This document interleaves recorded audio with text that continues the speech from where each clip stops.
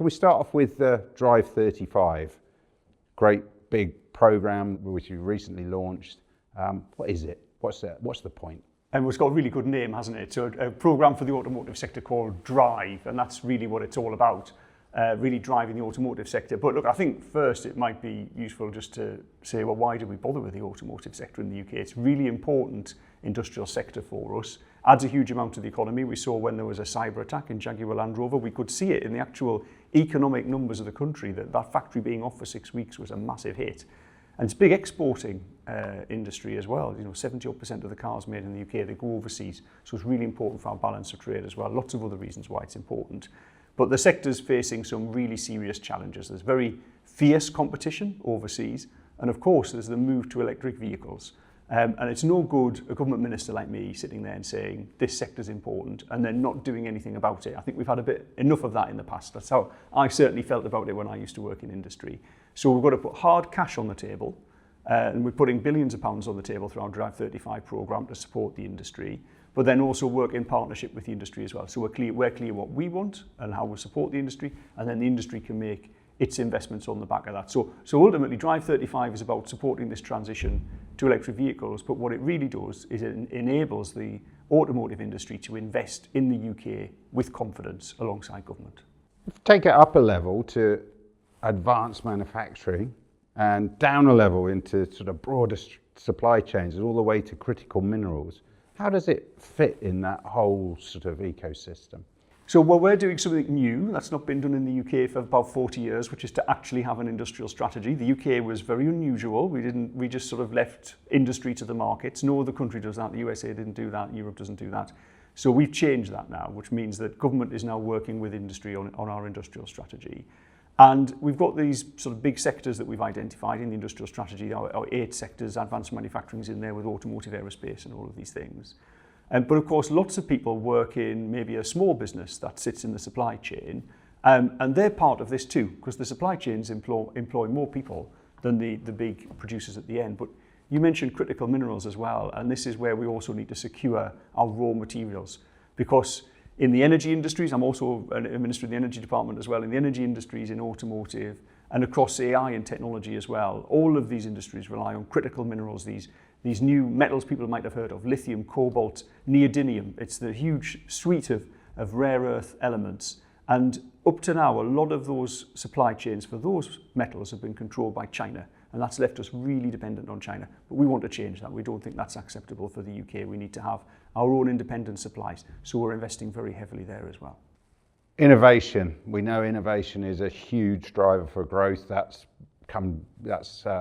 accepted knowledge these days. How does this whole program fit into the innovation landscape, and what part does innovation play? So we're really lucky in the UK. We're really good at research, which is the kind of discovery bit, and also innovation, where you put your ideas into practice. And so we are investing a lot in that. We've got strong connections with our universities, but also Innovate UK, which controls a big innovation program around that. And the DRIVE35 program, it includes support for innovation, but also scale up as well. So how you can get those innovative companies to grow. That's something we haven't been so good at in the past, but something I'm determined to change. And then a third part of it is what we call transformation. So then you get big capital investment as well in businesses, so they can then adopt those innovations. And the biggest innovation, of course, it's the switch from internal combustion engines to electric vehicles, battery electric vehicles. I saw that for myself when I went to Nissan recently, and I saw the production line where they've got the new all-electric Nissan Leaf going down one side and then internal combustion engines on the other side. You can see that transformation happening.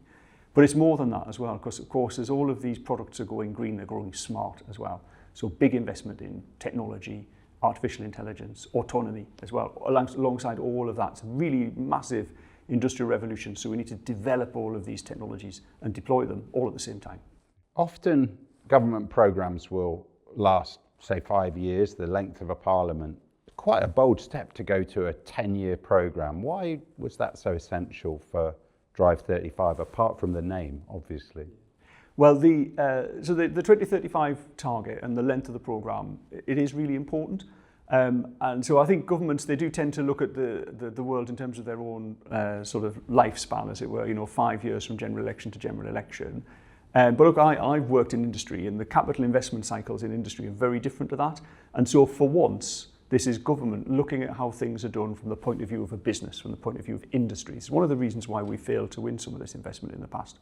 So if you're in an automotive firm and you run a big car plant like Jaguar, Land Rover, Nissan, Toyota, BMW in the UK, and you want to invest in bringing in a new model, or you want to uprate and automate your plant, or you're investing in training and skills for your people to help them to switch across to make these new models, that's not a 3-year or a 5-year investment. That's an investment over the life cycle of the model. It's 7 years to 10 years, could even be longer than that. Some of the great models of cars people have driven in the past, they know they hang around for quite a long time. So you've got to invest in the long term. And if we're going to attract that investment in the UK, government has to be prepared to partner for the length of time as well. And there's a couple of things that does. So one is it gives the company the confidence to invest. So the company can pick investing in lots of places. And they think, well, we'll partner with government for that length of time in the UK, we'll invest here. There's another thing it does as well, which I don't think a lot of people realise. It reduces the cost of the investment as well. Because that certainty enables the businesses to raise finance in the market at a lower cost. It's what, in industry, it's what we call the cost of capital. And it's not something people meet in their everyday life, but if they're going to look for a mortgage or a loan on the house, they'll be looking at that interest rate very carefully, and the lower they can get it the better. And we can do that by working with industry, by giving them a longer term certainty. We can help them to make their investment a lower cost investment, and that makes the UK more attractive. And that's one part of the whole competitiveness story, isn't it? And we know that in automotive and in the supply chain, you know, a lot of these investments are globally mobile. So how do we really ensure that the UK stays at the forefront of those competitiveness, and what's DRIVE35 doing there?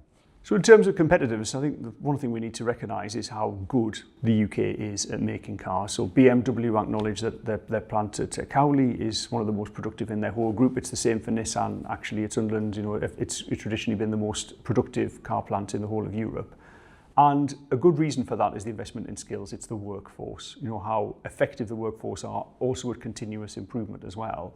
But the challenge when there are new technology shifts, such as we're having now, is that someone could steal a march on the UK. If we were complacent, we could lose that advantage. And we also have to recognise we're not just competing in Europe, we're competing around the world as well. So the various programmes that government have got, our DRIVE35 programme, for instance, is helping businesses to retain that competitive edge for themselves and also for their supply chain. Because, of course, as we move to electric vehicles, we need to create a new electric vehicle supply chain, which ends up with a battery, but it starts with a battery assembly, component manufacture, and goes all the way back to the refining and the extraction of the critical minerals that go into the battery as well. And these are really great opportunities for new jobs and new businesses to grow in the UK. Can we be competitive in the critical minerals and the processing and those kind of things? Do you think that's an opportunity for the UK? So I really do think we can, but we can't do it by wishful thinking. We've got to do it by really strong action. So in that area of critical minerals, we launched our critical minerals strategy before Christmas, and we've set some really clear targets. We want 10% of our critical minerals in the UK to be dug out of the ground here in the UK. A further 20% to come from recycling, because we've got lots of things like your smartphone and so on we can extract these critical minerals from. But we have to make sure that those businesses get the chance to grow in the UK. So we've got big deposits of lithium and tungsten in Cornwall. There's some good companies that have set up to run that, and in Weardale as well in County Durham. And I was just up in Birmingham last week talking to a company called Hypermag, who are upscaling from hundreds of tons to thousands of tons of production of recycled rare earth magnets as well. So they've brought in the investment to do that. That's a spin out from Birmingham University. We've invested as a government alongside that business. So we've got that innovation advantage. Then we need to win the investment as well. And then there are a couple of other pieces. We need to have a competitive business environment. And a lot of that comes down to investment in skills and energy costs and all of those things, which we're also looking at. We've got an energy cost scheme to help our manufacturers too. And getting the trade environment right as well, because we have to compete on a level playing field. And if there are other countries around the world that are subsidising their operations, we need to make sure we take that into account too. I said that the 10-year horizon was a bold step, but the other bold step was putting this 1.3 million unit target for the automotive sector in the next 10 years. Can you just unpack that a little for us? Why is that so important to have that? So, when I walked into this job, it was quite clear to me very quickly that the level of automotive production in the UK is too low. It's not where it needs to be. And so we've set a very clear target on volume to get the volume up to 1.3 million units a year, and that should be very much achievable. So maximum output in the UK in the past has been 1.9. The UK market is bigger than that, or we do also export. We do export a lot as well. And the gradual fall back to about sort of 0.8, 0.9 million vehicles a year, there's a combination of reasons why that is.